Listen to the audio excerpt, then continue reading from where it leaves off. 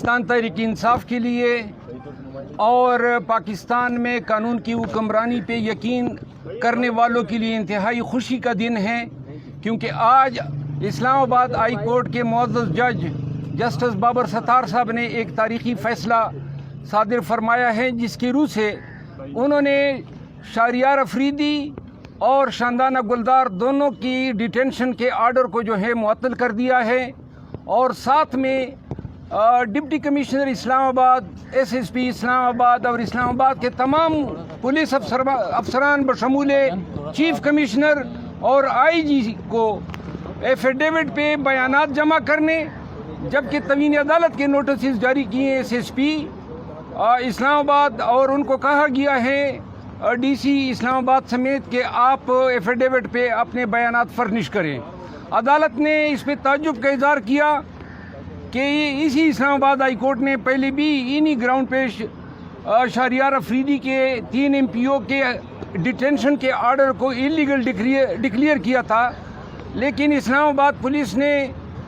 دوبارہ رپورٹیں مرتب کرتے ہوئے جو ہی 7 تاریخ کو ان کی پنڈی کی 3 MP سے رہائی ہوتی ہے تو ڈپٹی کمشنر اسلام آباد نیا 3 MP کا آرڈر جاری کر دیتا ہے۔ آج ان افسران کو طویل عدالت کے نوٹسز جاری ہونے سے اور عدالت کے یہ کہنے سے کہ جو بھی آپ بیان دیں گے آپ سوچ سمجھ کر دیں، کوئی غلط بیانی کی تو اس کے سیریس نتائج برآمد ہوں گے۔ آج دونوں ڈیٹینیوز کو جو ہے رہا کر دیا گیا ہے۔ ساتھ میں نے جب عدالت کو بتایا کہ جی کہیں ایسا نہ ہو کہ وہ پھر غائب کر دیے جائے، تو عدالت عالیہ نے چیف کمشنر اسلام آباد اور آئی جی اسلام آباد کو ان کی سیکیورٹی کا ذمہ دار قرار دیا ہے کہ ان کے گھر پہ اور جب تک عدالت میں آپ اگلی پیشی تک ان کو پیش نہیں کریں گے تب تک آپ ان کی سیکیورٹی کے ذمہ دار ہیں۔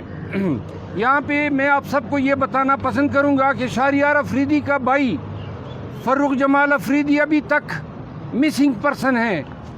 اس کو بھی ڈی سی راولپنڈی نے پہلے 3 MP میں، پھر ایک FIR میں پھر ایک FIR میں اور پھر ڈی سی جیلم نے 3 MP میں امپلیکیٹ کیا، جو کہ آنریبل لاہور ہائی کورٹ کے انوار الحق پنو صاحب نے ان احکامات کو کالعدم قرار دیا۔ آج ان دونوں کی رہائی اسلام آباد میں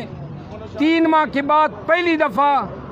رول آف لا کی کامیابی ہے۔ 3 مہینوں میں آج عدالت کو میں نے یہ بتایا، ڈپٹی کمشنر اور آئی جی اسلام آباد پیش ہوئے اور میں نے کہا انہی افسران کے سائے تلے لوگوں کو آزادی رائے کے حق سے محروم کیا گیا، لوگوں کے گھروں پہ بغیر وارنٹ کے چھاپے مارے گئے، لوگوں کو اغوا کیا گیا، لوگوں کو پاکستان کے شہریوں کو اب سے بے جا میں رکھا گیا، پاکستان کے شہریوں کی حقوق کی توہین کی گئی۔ لیکن آج کی یہ فتح رول آف لا کی فتح ہے، پاکستانی قوم کی فتح ہے، پاکستان تحریک انصاف کی فتح ہے۔ انشاءاللہ اس حکم کے بعد اسلام آباد میں کسی کے گھر میں بغیر وارنٹ کے چھاپا پڑے، کسی کے گھر میں بلا وارنٹ کے گرفتاری ہو